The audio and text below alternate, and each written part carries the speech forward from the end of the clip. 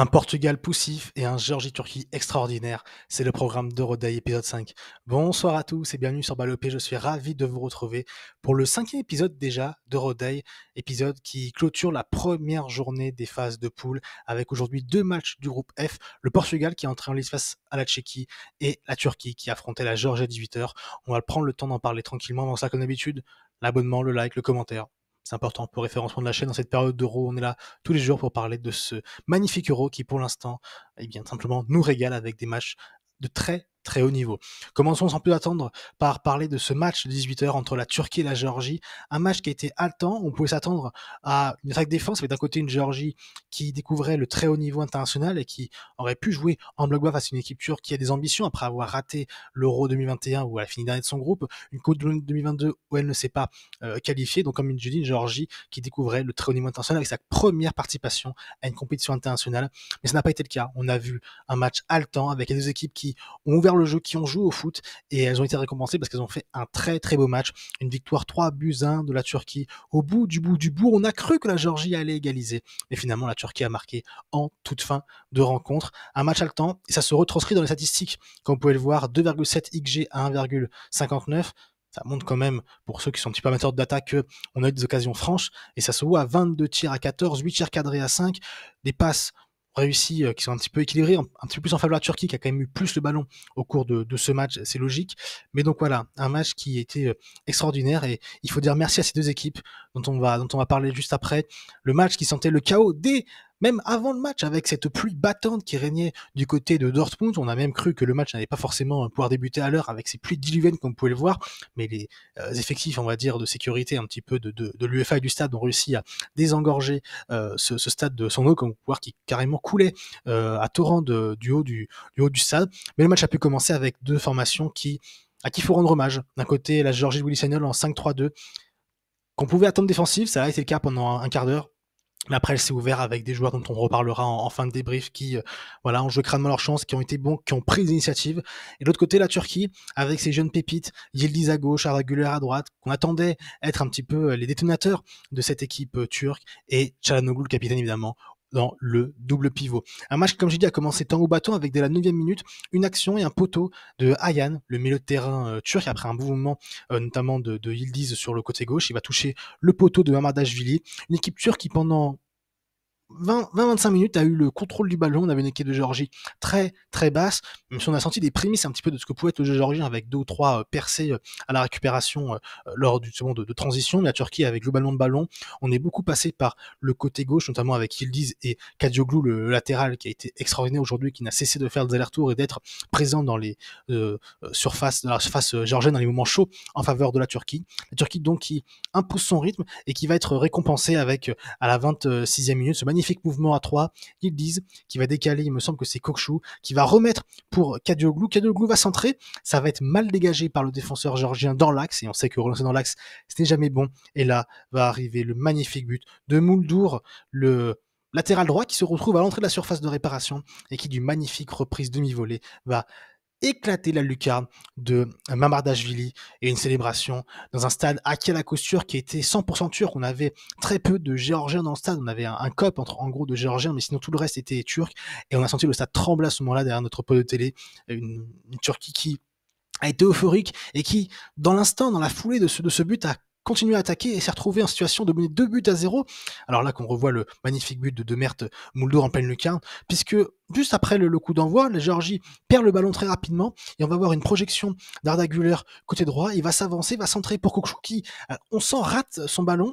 Il le touche néanmoins, ça va arriver sur Yildiz qui n'a plus qu'à pousser le ballon dans le vide. On pense alors à un 2-0, une équipe de Turquie qui a superbement balayé le match dans une équipe géorgienne qui elle, est au fond du seau, qui encaisse coup sur coup 2 KO techniques, mais le but va être refusé pour un hors-jeu d'un bout de pied de Yildiz. Alors il y a hors-jeu certes, c'est la règle, dans cette technologie de la VAR, on peut se demander dans l'esprit du jeu si ce n'est pas un petit peu trop, mais le fait est qu'il y a hors-jeu. Et là la Turquie, on sent après ce but refusé, va un petit peu prendre un KO en se disant qu'ils sont passés à côté peut-être de quelque chose, mais la Turquie qui jusque-là gérait le tempo, gérait le match, va petit à petit laisser le ballon à la Géorgie qui va commencer à se créer des situations, à avoir des longues phases de possession.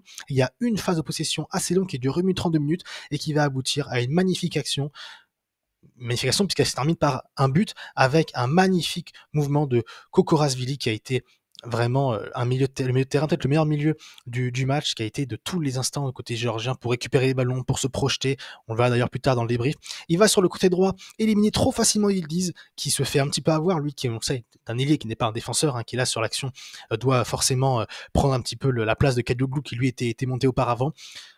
Kokorashvili va donc tranquillement centrer, il va trouver Mikotadze étrangement seul au milieu de 3 Turcs, il va la reprendre magnifiquement pied droit, ça va tromper le gardien turc, il me semble que c'est Gunok, et donc là, il ne peut rien faire, un but partout, égalisation de la Géorgie, qui marque donc son premier but grâce à Mikotadze dans une compétition internationale, Mikotadze qui va encore faire un petit peu plus grimper sa valeur sur le marché des transferts, et là la Turquie va prendre un deuxième coup sur la tête après le but refusé sur hors-jeu, la légalisation très rapide juste après le but de Mikotadze, et la Turquie qui va subir encore jusqu'à la fin de ce premier mi-temps, la Géorgie va être de plus en plus en confiance, notamment avoir un magnifique mouvement à une touche de balle qui va amener après une reprise de volée au point de pénalty de Mikotadze qui est à quelques centimètres de marquer un doublé. La Géorgie qui donc vraiment finit la mi-temps en trombe et qui surdomine cette fin de mi-temps, alors que la Turquie elle perd pied. On sent un Çalhanoğlu notamment qui n'est pas assez présent, qui est un petit peu trop neutre, qui n'arrive pas à peser offensivement pour son équipe. Pareil pour Kokçu qu'on ne voit pas trop, on l'a vu tout à l'heure sur l'action qui a mené notamment au but de le premier but turc, où il avait lancé Kadioglu parfaitement. Mais donc voilà, une Turquie qui perd pied et qui, à juste titre, concède le nul un but partout. Et en deuxième mi-temps, on va avoir une deuxième mi-temps, elle, qui va clairement le premier quart d'heure être une deuxième première mi-temps, j'ai envie de dire, avec un quart d'heure complètement à l'avantage des Turcs, ça va être récompensé. Après cette perte de balle il me semble que là c'est l'arrière gauche, donc il me semble que c'est Tsisashvili qui va perdre le ballon, ça va revenir sur Arda Güler qui va décocher une frappe pleine lucarne de Mamardashvili. Après la lucarne gauche, c'est la lucarne droite pour Mamardashvili qui est nettoyé par Arda Güler qui met un but magnifique. Arda Güler qui a été plutôt bon dans ce match, même si je le trouvais un petit peu effacé par rapport à Elise en première mi-temps. Là, ce but est tout simplement sensationnel. Voilà, Arda Güler, qu'on sait, jeune espoir, qui a signé au Real Madrid l'été dernier, qui a connu un début de saison compliqué avec des blessures avant de faire une bonne fin de saison où il a joué et marqué 6 buts ou 7 buts en très peu de temps de jeu, et qui est à coup sûr une star, ou en tout cas une jeune star, une jeune pépite que l'on doit suivre dans cet Euro, même titre que Lamine Yamal. Et ce statut, eh bien, il va l'assumer avec ce magnifique but qui permet à la Turquie de mener 2-1.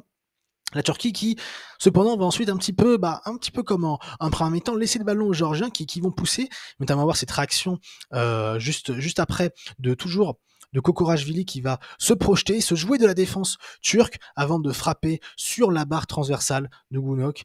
La Géorgie, là, peut se dire qu'elle passe à côté peut-être de l'égalisation. Ensuite, ça va être un petit peu des allers-retours, on va être d'un but à l'autre dans une situation un peu de chaos avec la pluie qui était revenue entre-temps. Il va y avoir une occasion à la 86e minute avec Çelik, l'entrant, qui a servi magnifiquement Yazice, le duo lillois, ancien duo lillois. Yazice va buter sur un magnifique arrêt de Mamardashvili. Et une fin de match avec 7 minutes de temps additionnel, il me semble. Et on va avoir une Géorgie qui va pousser, qui va se créer des occasions. On pense notamment à Kvaratskhelia qui là va éliminer son vis-à-vis, mais si Kvaratskhelia quand même a eu beaucoup de mal à justement éliminer son adversaire direct durant ce match. On avait plusieurs fois buté sur les défenseurs turcs. Et faire souvent aussi le mauvais choix en attaque avec peut-être le dribble de trop ou la passe pas assez bien appuyée ou pas bien assez en tout cas donnée à son coéquipier. Là il va centrer, là Mikotadze, et il me semble que là c'est un entrant géorgien, j'ai oublié le nom, mais qui vont se gêner et le ballon va aller mourir à côté du but turc. Là on se dit que peut-être la chance est passée, mais il va y avoir une dernière opportunité sur un coup franc à la 95e minute, coup franc magnifiquement tiré par Kvaratskhelia. Personne ne touche le ballon, ça va taper le poteau turc pour revenir sur, il me semble que c'est encore Kokorashvili qui a été vraiment de tous les combats. Et là on va avoir un magnifique sauvetage du défenseur turc, sachant que le ballon allait clairement dans le but pour l'égalisation. Il va d'ailleurs être la joie témoigne du stress qu'avait la Turquie de prendre ce but égalisateur. Et sur le corner qui suit, Mamardashvili va aider ses coéquipiers dans la surface de réparation. Le ballon malheureusement va être, pour la Géorgie en tout cas, va être récupéré par la Turquie. Et là, Artur Koglu, qui est entré en jeu en cours de match, qui va se présenter seul face au but vide, puisque Mamardashvili, comme vous voyez, est en train de courir. Le banc turc qui était en train de célébrer la victoire, parce que ça scellait le sort de ce match. Et en face, supporters géorgiens qui étaient défaits de voir leur équipe passer à côté d'un exploit, parce qu'on peut dire que c'est un exploit d'accrocher le nul face à une équipe turque qui a été plutôt bonne, même si la Géorgie a fait, comme j'ai dit, un très beau match. Et donc, Artur Koglu qui va tranquillement marquer le troisième but turc, qui va sceller la victoire des Turcs 3-1, une victoire dans l'ensemble qu'on peut dire mérité, même si moi je trouve que le match nul aurait été assez juste au vu du contenu, du courage et de la qualité qu'a montré cette équipe géorgienne à gérer à la fois ses temps faibles et ses temps forts, parce qu'elle prend quand même 2 buts sortis de nulle part, qui je pense, si ces buts sur les frappes de Güler ou eh bien de Muldour, je pense que s'ils les refont 10 fois, 9 fois sur 10, elles vont dans les nuages, et là elles vont dans les lucarnes. Donc c'est un petit peu dur pour la Géorgie, mais bravo à cette équipe de Turquie, qui a montré des belles choses, des moins bonnes également, où elle a quand même eu un quart d'heure, notamment en fin de première mi-temps, de flottement, où elle a complètement été surnagée par cette équipe géorgienne vaillante, notamment les latéraux géorgiens qui ont été extraordinaires, à la fois Tsitsashvili et Kakabadze, qui je trouve dans leur participation au jeu, dans leur manière de se projeter et d'être offensifs, ont été très bons, même si Tsitsashvili est responsable sur le deuxième but de Güler de perdre le ballon. Mais donc voilà, une équipe turque qui prend les 3 points, c'est important après un Euro où on sait très compliqué en 2021, ils avaient été éliminés des premiers tours, alors que c'était un outsider affiché, cet Euro dans un groupe avec l'Italie, la Suisse et le Pays de Galles, où ils avaient perdu leurs 3 matchs. Et une équipe georgienne qui peut avoir des regrets, Kvaratskhelia notamment, qui je trouve n'a pas été à la hauteur, au contraire de Mikotadze qui lui a été exceptionnel dans sa capacité d'élimination, de projection, de se créer des occasions nettes, notamment cette demi-volée en fin de première mi-temps qui aurait pu permettre à la Géorgie de mener au score. Willy Sagnol peut tout de même être fier de ses joueurs. On a vu de très bonnes individualités, un collectif également qui, on le sent, est bien huilé sur une bonne dynamique, est en confiance, alors que je le rappelle, c'est leur premier match dans une compétition internationale. Donc bravo à la bande de Willy Sagnol qui va maintenant devoir se relever pour, pourquoi pas, aller chercher quelque chose dans ce groupe. On sent qu'il y a le potentiel. Le prochain match sera face à la Tchéquie. Donc attention, parce que la Tchéquie, quand même, sur le papier, est supérieure à la Géorgie, même si on verra après que la Tchéquie a pas du tout été emballante face au Portugal ce soir. Mais donc la Géorgie qui, quand même, peut être fière. Et en tout cas, bravo aux deux équipes qui nous ont fait un match magnifique, peut-être à coup sûr le plus beau match de cet Euro pour l'instant. Il y a vu l'Ukraine-Roumanie hier, mais on a senti tout de même qu'il y avait plus une équipe que deux sur le terrain. Là, on a vraiment vu deux équipes qui se sont rendues coup pour coup, temps fort, temps faible, temps fort, temps faible. Et ça a accouché d'un magnifique match, une victoire donc 3-1 de la Turquie. Donc bravo aux Turcs. Et maintenant, le plus dur reste à faire pour la Turquie qui va affronter au prochain match le Portugal. Portugal qui, dans le même temps, s'est imposé face à la Tchéquie ce soir 2-1 pour son entrée en lice, mais que ce fut dur pour les coéquipiers de Cristiano Ronaldo. Un match où vraiment la Tchéquie est venue pour défendre et pour ne pas jouer au foot. Ça a été une purge. La première heure de jeu était vraiment une purge où il s'est rien passé. La Tchéquie a fait que défendre. D'ailleurs, ça se voit à 0,43 de XG, 74% de position pour le Portugal qui en première mi-temps ne réussissait pas à trouver la faille pour passer ce bloc tchèque qui en plus en contre-attaque n'exploitait jamais aucun ballon. Ça se voit d'ailleurs en passe réussie, 5 fois plus de passes réussies du côté portugais. Vraiment, la Tchéquie a été horrible ce soir, il faut le dire. Alors certes, ce n'est plus la Tchéquie des grandes époques.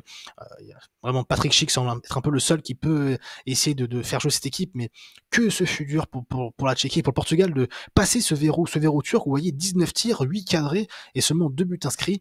Une équipe portugaise qui en première mi-temps était assez compliqué la vie, mais en même temps on a vu des joueurs comme Leao ou Bernardo Silva être, je trouve, trop nonchalant, un Bruno Fernandes trop lent, trop poussif dans sa manière de vouloir attaquer, d'organiser les choses en équipe où il a beaucoup de fois ralenti le jeu alors que justement il fallait plutôt accélérer pour pouvoir passer ce bloc tchèque. Et un Cristiano Ronaldo qui, on le sent, n'a pas été hyper bien, on va dire, intégré dans le collectif, même si on a vu que beaucoup de joueurs, notamment une action de deuxième mi-temps, Bernardo Silva peut tirer et préfère faire la passe à Cristiano Ronaldo. Ça peut être un problème pour le Portugal à l'avenir. Le Portugal s'en est quand même sorti parce que le Portugal, avec une équipe en 3-5-2, comme vous pouvez le voir, avec voilà, Vitinha qui ressort peut-être dans cette équipe qui a été très bon ce soir, le meilleur portugais à coup sûr. Une défense qui n'a pas eu vraiment de choses à faire, tant la Tchéquie a été inoffensive, à part justement sur leur but qui était encore une fois très beau. Un Cancelo qui, voilà, pareil, s'est projeté, mais n'a pas été au top. Cancelo, moi j'ai beaucoup de mal avec ce joueur qui soit est exceptionnel ou soit est plutôt moyen. Et là ce soir, depuis très longtemps c'est moyen. Pareil pour Bernardo Silva qui en sélection a beaucoup de mal. Mais donc un Portugal qui va dominer mais qui va se faire surprendre par Provode, qui a marqué un magnifique but, un petit peu le même but que Sancho hier, mais un petit peu moins beau et un petit peu plus plat, on va dire. Ça va être dans le petit filet de Diogo Costa qui, sur la seule occasion qu'il a eu à intervenir, il a échoué à arrêter le ballon. Ça va être dans le petit filet. Là, on se dit qu'on est parti pour le braquage tchèque, mais on va avoir juste après une égalisation, 7 minutes, le temps pour le Portugal d'égaliser. Le Portugal qui n'a même pas eu le temps de douter un petit peu, avec un but contre son camp de Ranak, qui n'est pas aidé par son gardien non plus, qui fait un arrêt, je trouve, compliqué, où plutôt que de la capter, il la dégage sur son défenseur. Stanley qui a vraiment eu plusieurs fois les mains glissantes, et ça a coûté cher pour son équipe. Le Portugal va pousser, va avoir du mal. On va voir Bernardo Silva buter sur le gardien slovaque, on va voir Cristiano Ronaldo faire une tête sur le poteau, repris par Vitinha, mais il va y avoir hors-jeu pour siffler contre le Portugal. Pas Vitinha, pardon, par Diogo Jota, qui pense inscrire à ce moment-là le but du 2-1, refusé pour hors-jeu. On se dit que le Portugal va donc concéder le nul avant un match compliqué face à la Turquie, qui, elle aura 3 points et le Portugal 1 point. Le Portugal qui sera en obligation de gagner pour espérer se qualifier. Les Portugal en toute fin de rencontre par Conceição, le fils de Sergio Conceição, ancien entraîneur maintenant de Porto, qui marque en toute fin de rencontre sur encore une fois une erreur slovaque qui était fatigué, épuisé d'avoir défendu pendant 90 minutes, et un ballon mal contré par Ranak encore une fois, qui va responsable encore une fois sur ce but. Ça va du coup revenir dans les pieds de Conceição qui va tromper le gardien slovaque. 2-1 pour le Portugal donc, qui s'impose 2-1 et qui prend la première place de ce groupe. Derrière, cependant, la Turquie, on le verra juste après. Petite chose également à évoquer, c'est Cristiano Ronaldo qui, donc, comme je vous l'ai dit, a joué ce soir. Cristiano Ronaldo qui a participé donc à son 6e Euro. Regardez-moi ça. Euro 2004 au Portugal, sa première participation dans un match contre la Grèce. 20 ans plus tard, il est là dans un match face à la Tchéquie.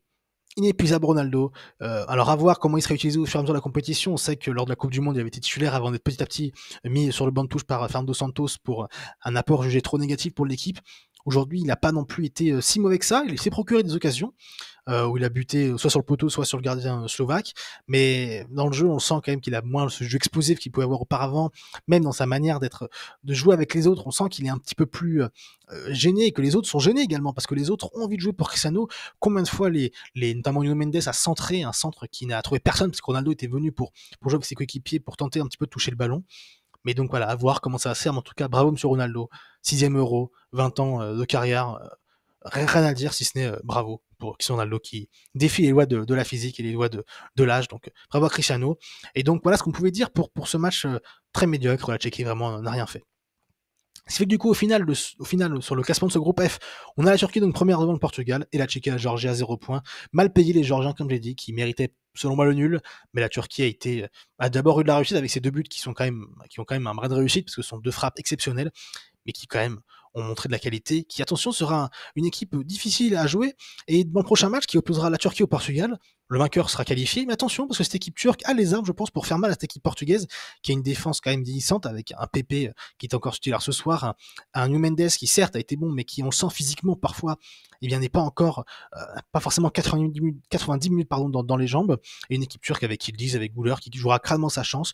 De l'autre côté, la Tchéquie face à la Géorgie, pour ce qui semble être le match de dernière chance pour les 2 équipes, puisque une défaite d'une de ces équipes les condamnerait simplement à être éliminées, et une victoire au contraire pourrait les relancer. Donc à voir. En tout cas 2 matchs qui seront très intéressants à suivre. En tout cas, si les 2 équipes, la Turquie et la Géorgie, jouent comme elles ont joué leur match aujourd'hui, eh bien elles pourront permettre certainement au Portugal et à la Tchéquie de montrer beaucoup plus que ce qu'elles nous ont montré ce soir à 21h dans un match, encore une fois, bien ennuyant. Voilà ce qu'on pouvait dire pour cette journée.